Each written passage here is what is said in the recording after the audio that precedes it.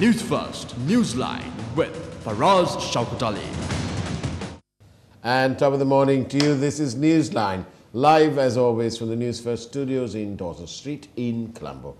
And out there today, a bit of a cloudy, it's a bit overcast, but there's promising signs that the clouds will go away and it will reveal wonderful blue sky, the swaying palms, the wonderful beaches. And on our set this morning, we have somebody else who's been in charge of another paradise, not too far from here, also famed for its wonderful tranquility and tropical location.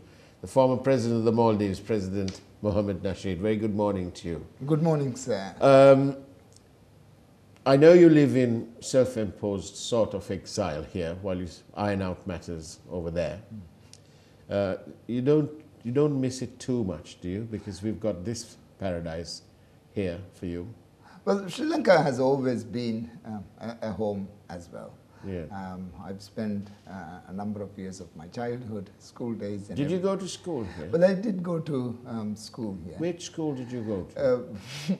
I went to, initially we were brought, when we came here, you had changed to the English medium. Right. So I had to go to an English medium school, the overseas school. I see, okay. Yes. You didn't go anywhere close to Royal or St. No. Thomas's?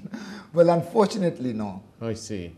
Right, but you have several friends from both those well, yes, the whole generation of students who were here when I was also in school. Yeah. I know them. I have close friends. Wonderful. Fortunately. Wonderful. Apart from having been the president of Maldives and your troubles there, your troubles all stem from a departure of process and procedure. And of course, the greed of other people to secure power and to hang on to power. You're also, apart from all that, you're also sort of well-known environmentalist, and you're promoting the cause of a greener world. And let's not forget that you had that very famous cabinet meeting underwater. How did you manage that? Well, we had to train the whole cabinet for that. How many good job you didn't have a jumbo cabinet like here. No, we had 16 of us. Right. And what did you all do? Well, we sat down and then we had a declaration raising our concern on climate change issues. So what did you all do? We all dive in? We dived in when we had our tables and chairs. And they didn't float away? We had to anchor them. I wonder if those chairs, whether they cost anything like 640,000 rupees. No, they do not. They are steel chairs, so right. Very simple. Considerably less. Very less, so. Right. Well, there you are. The underwater chairs used by the Maldives cabinet for that famous underwater meeting didn't cost 640,000, but above land in Sri Lanka it did for the provincial councils. Another story for another day. So you're concerned about the environment. What about this carbon neutral business? How passionate are you about that? Well, you see, it is now far more cheaper to produce electricity through renewable sources, especially solar. Solar, okay. In the Maldives, for instance, it takes about sometimes 20 cents, 27 cents a unit to produce electricity through diesel. We import all our diesel. Right. But now renewables have come down in price. So the economic argument is also sufficient, attractive, to bring in renewable sources of energy. I see. So we've been trying to come out with a strategy where a low carbon development method can be brought into nation building, running an economy, and increasing economic growth as well. Now, you're quite familiar with Colombo. How possible is it for Colombo to be completely carbon neutral, to have to be run by solar power, our energy? Well, I think it's completely doable. Is it? It is completely doable, and it would be such an attractive vision to see Colombo as a carbon neutral city. And I think you have the investment framework as well. You have the necessary legislations to do that. And it really can be done. I did have a conversation with the mayor, and I understand that she is also with similar views. So I'm hopeful that we would see the first South Asian city to become completely carbon neutral. And Colombo is a big city as well. That's something that we would obviously all look forward to, so that we can move away from all these other matters and do something of lasting, of sustainable, a sustainable model here. I think there is a low carbon development strategy. Development need not be equal to the amount of carbon that you emit. Right. Especially the economic argument is also now in favor of renewables. It's a compelling argument. It is, and it's profitable. So right. The market mechanism itself can bring in carbon neutral sources of energy. Right. And so I think a city like Colombo, where there is enough space and enough greenery and a nice, beautiful city, a vibrant city, populated city, for it to change would set a very good example to a number of other cities. Talking about garbage, much of the talk in Colombo is about this Singapore FTA, and there's quite a significant component that allows the importation of garbage duty-free to Sri Lanka. This comes in light of, like, for example, China's decision not to import garbage because of various concerns that they have. Now, what about in the Maldives? It's a little captive place, isn't it? Well, how do you cope? Well, we also have a difficulty in dealing with garbage. Right. What we have been doing is filling land and reclaiming a whole garbage island. Okay. That has now run to more than 3-4 square kilometers. We need to recycle it. Now, we need to, in this carbon neutral strategy or low carbon development strategy, we should view garbage not as garbage. Right. The idea that it is garbage is probably wrong, because it is energy. Right. And it is also a product, and it is a resource. Right. So if we start thinking garbage as a resource, I think then we can come out with a better strategy of how to deal with it. Yeah. So in the Maldives, we are still struggling with President Yamin unable to deliver on anything. Right. It has stalled. Right. But it is doable, and there are investors who are willing to proceed with the projects. Politics has molded this country, and this country has even in some cases molded its own brand of politics. And our viewers are not letting us let you get away from not discussing politics. And so here we go, and many thanks for your questions. Do send your SMSs in 0772 300 305. Newsline is in conversation with President Mohamed Nasheed of the Maldives. Yes, do send your questions right in. Let's start off with this one. A question on Maldives politics. A twist of fate. Years back, President Gayoom was instrumental in ousting you from power. Today, he is incarcerated by his own brother. How do you feel about that? Untidy.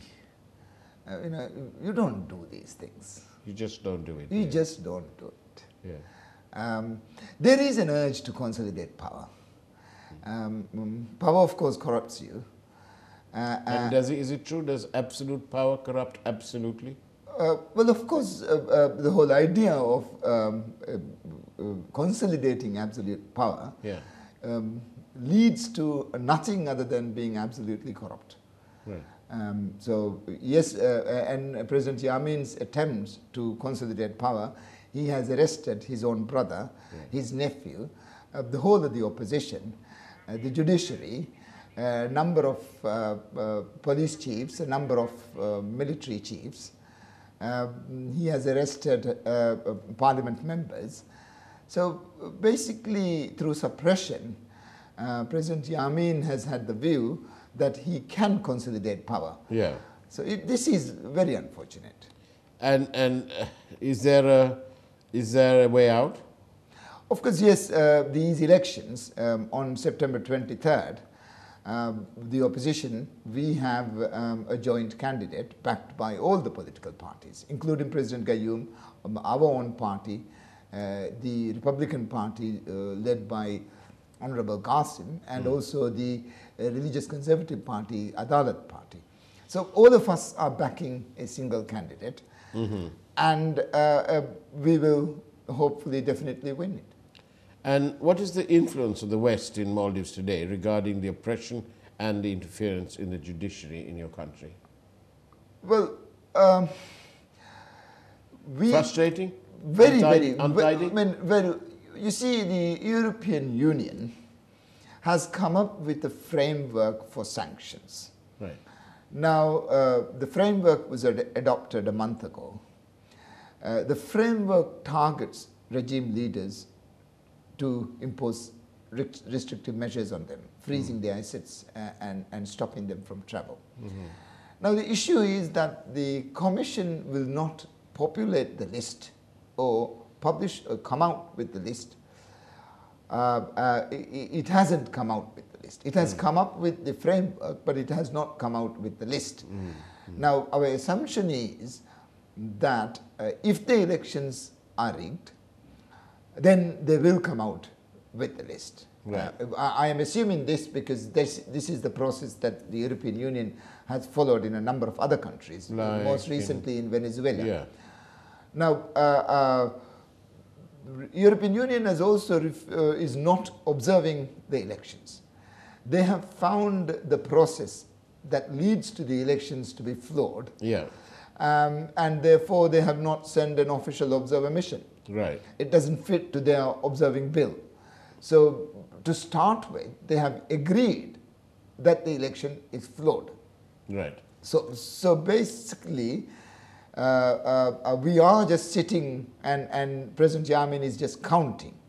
Now, if he rigs the elections, which he probably would try his best, then sanctions, we hope, would be imposed on regime leaders. But alternatively, coming out with the list now, in our view, would create a better leverage for a more fairer elections. I see.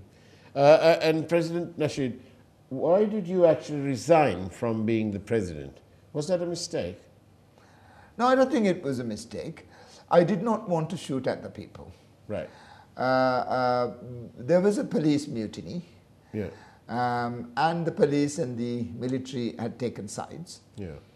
And the manner in which we could have suppressed that mutiny would be excessive force, which I didn't think should be taken. So were you the problem? Is that why the people... I wasn't. Democracy was partly the problem. We were coming out from 30 years, a very long period of dictatorship. Right. And our government had been the first democratically elected through multi-party elections. And it's always difficult to consolidate a transition in a short period of time. Yes, partly democracy was the problem, and then we had to relinquish government then in 2012. And that President Amin has come into power. We are therefore now very hopeful that we would be able to win these elections on September 23rd. Now then, there's many questions coming in about the Maldives, and so you can see that the people of Maldives are dear to the people of Sri Lanka. Judging from this, look, isn't the US State Department interested in the erosion of democracy in the Maldives? And why aren't they interested? What's their... Well, I think all of them are interested. But this is, But it's almost kid glove treatment. Yeah, we are locked in an enclave of strategic importance, Yeah. Maldives and Sri Lanka. Yeah, Fortunately or unfortunately. yeah. It's difficult for any country to come and exert that kind of leverage. I think Sri Lanka probably is the most positioned to do that. The United States has a naval base in Diogo Garcia, which is just south of the Maldives. And so therefore, they do have a strategic interest as well. And we also have emerging powers, specifically China, with a lot of interest in a foothold in the Maldives. So of course the United States and India and Sri Lanka would be very closely observing events in the Maldives. But it seems that Maldives in today's context is not basically taking much interest in her relationship with India. Is this a wise move, or is that a move that has been properly thought of? Very, very foolish. Both India and Sri Lanka, our neighbors, and we are linked in many, many ways. Not just diplomatic ties, as they call, but through people relationships, through culture, through films, through books, through literature, through education, through services, through all sorts of interactions for the last so many hundreds of years. And to introduce a foreign, or rather a distant, emerging power into the Maldives and opening up to them in the manner that President Yamin is doing is, we would always argue, foolish. President Yamin has gone into debt with China to an amazing extent that we will not be able to repay it back in any time soon.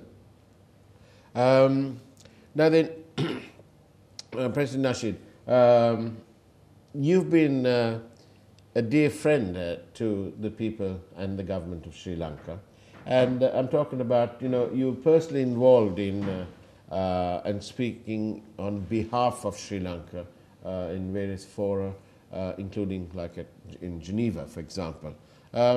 Why did you do that? Did anyone ask you to do it, or did you do it because you believe that that's what you had to do? Well, the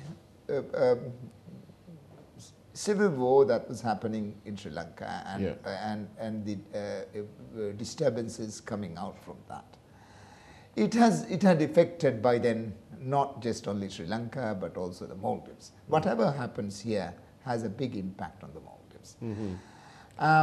And when the war ended, Sri Lanka was accused of a number of things. Yeah. That's what I mean. So looking back at those dark days, do you think that Sri Lanka was vigorous enough in addressing these HR issues globally? Well, Maldives had become, in our government, for the first time, a member of the Human Rights Council. And therefore, we felt that Sri Lanka being our neighbor, and with always saving the people of the Maldives on a number of occasions, we had to articulate our views to the international community in Hague, in the Human Rights Council. So I felt that I have to do this for a friend, for our neighbors. And so I went to Geneva and spoke our sentiments or our views on what was happening in Sri Lanka. Yeah. I want to go down this route. It's about hanging on to power. It's about the need to continue being in power. beyond the due process. It's all about, I love those words because to me it is the start of everything bad.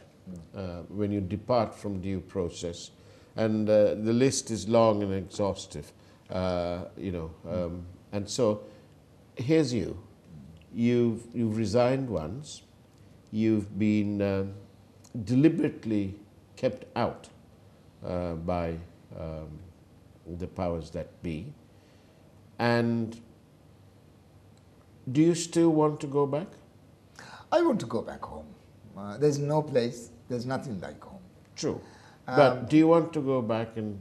Well, I don't think... power... No, that is not the issue. That really, it doesn't drive me. And what does? Work does, and imagination does, a better future does, human rights does. You want to wake up in your home, in your country. Yes, I want to wake up in my home with my people, with my family, and in my home. And I want to be able to... And you don't want to be woken up in the middle of the night and dragged out? No, I don't want to be woken up in the middle of the night. Neither do I want to be incarcerated endlessly for many, many months. I don't want to be tortured. I don't want to be chained. I want a free trial. I want the basic things in life. It's a real stark reality, isn't it? Torture and it is. Departure from process. Well, of course, it still goes on and it still happens in a number of countries. It happens in the Maldives as well. And unless we are able to consolidate democracy and good governance, transparency, and give full access to media, it would always be difficult. I want to let you in, and it's not a secret, I'm sure you know, but I just want to tell you, no matter what you do, and whether you want to and whether you don't want to, and whether you do, whatever you do, you've got some, you have friends in Sri Lanka, but you also have friends in our group. Our group will back you and support you in your every endeavor. It's rare that we meet people who are so committed to the rule of law and to the environment and with such passion. So please be assured that our group is right there with you. Thank you. Thank you so much. This is a very pleasant surprise for a Wednesday morning while we go into elections in September 23rd. We are there. Thank you. And thank you very much. And the kind of social work that the Maharaja Group has done, I was fortunate to have seen it, also visited your convention, and it gives me immense pleasure. I'm extremely grateful, and I'm sure people in the Maldives would understand the commitment, and I am sure I can, on behalf of the joint opposition, thank the group. Thank you. Thank you very much. Now then, President Nasheed, what's your take? If you are allowed to serve, I don't know, let's say 3 terms, for the sake of the argument, when you observe around this region, in Sri Lanka as well, and you see people who are out of power want to come back into power, people who are in power want to prolong their stay. All this is departure from procedure, but more as equally as bad as that is this thing that they want to cling on to power. Well, there's 2 things about this. First is... What is it about power? You've been there, so tell me. Well, of course, people have aspirations for power and for leadership. And also people are naturally driven towards betterment and they want to go on and on and on. Most people want to do this in most spheres of life. Politics being competitive, and it is a competitive profession, you have to capture or you have to win power. You have to win it with the hearts and minds of the people. Yeah. And I think, of course, for the people to express their views, you do need the process of it to happen. And I would say people who in power for longer periods are there, primarily also because new blood hasn't emerged. You're an amazing person. I was going to say chap because it's the kind of English you speak, yeah? But you are an absolutely amazing personality. Shall we join this clip of President Barack Obama? Yes. And let's see what he has to say about this. We'll need a little bit of extra time, please, control room, but we'd like to hear the whole clip of the former President of the United States, himself a trailblazer, a record breaker. Here we go. Let me be honest with you. I do not understand this.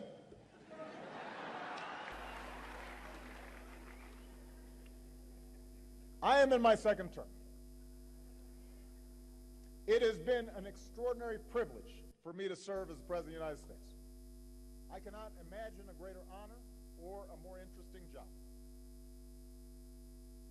I love my work. But under our Constitution, I cannot run again. I can't run again.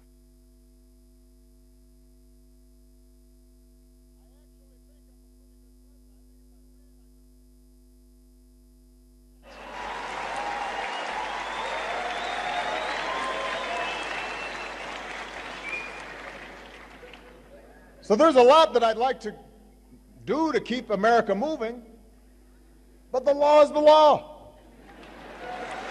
And no one person is above the law, not even the president.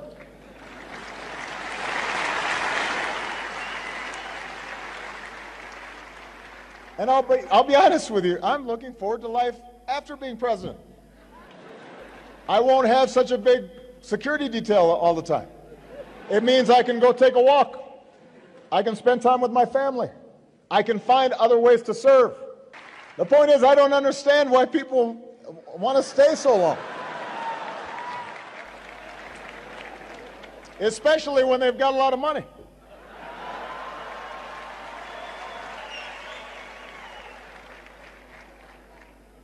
When a leader tries to change the rules in the middle of the game just to stay in office, it risks instability and strife. The law's the law, President Obama said. Well, no man's above the law, not even the president. Exactly. And he doesn't understand why people want to hang on for so long, especially when they've got so much of money. Well, President Obama has very gracefully relinquished power. And he has been an example in character.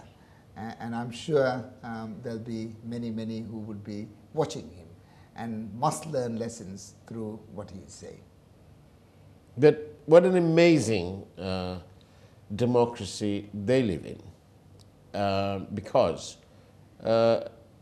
color didn't come in. And this is the same country that had the segregation. Well, United States, States, of course, I mean, it has, it's an amazing country. Yeah. And they have a democracy that is an envy for a number of other people. Can I finish by asking you this question? Because you know, and you are part of Sri Lanka, you are as Sri Lankan as though you were born here. Now then, tell me this. You see what happened in that amazing country, in the United States of America, where a person who's never held any form of public office ever propelled himself up to be the President of the United States and easily the most powerful man in the world. Do you think that in troubled democracies, in troubled paradise, like in Sri Lanka, that there will be a possibility of some rank outsider becoming the president here? Well, I think Sri Lankan democracy is very dynamic, and if you can come out with a vision that the people would buy it, and I'm sure in any country, any country where you have free and fair elections, and you do have free and fair elections here. But we will have to throw away the shackles of corruption, the shackles of communal hatred, and the shackles of being disunited. Well, let there be someone who comes out with that narrative, and I am sure the people of Sri Lanka would very, very readily embrace it.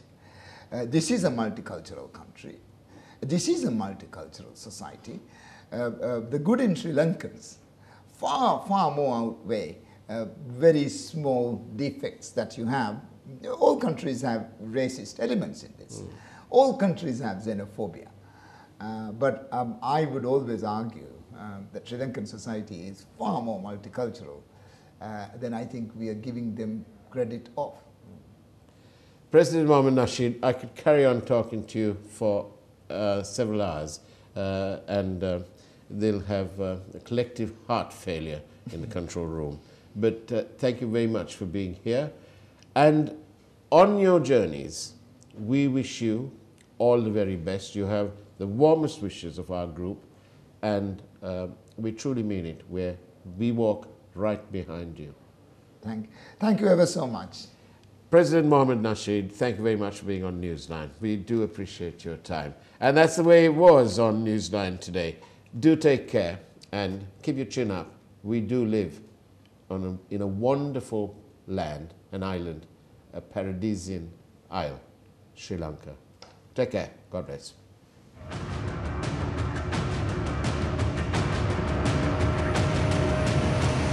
News First, Newsline with Faraz Shauketaly.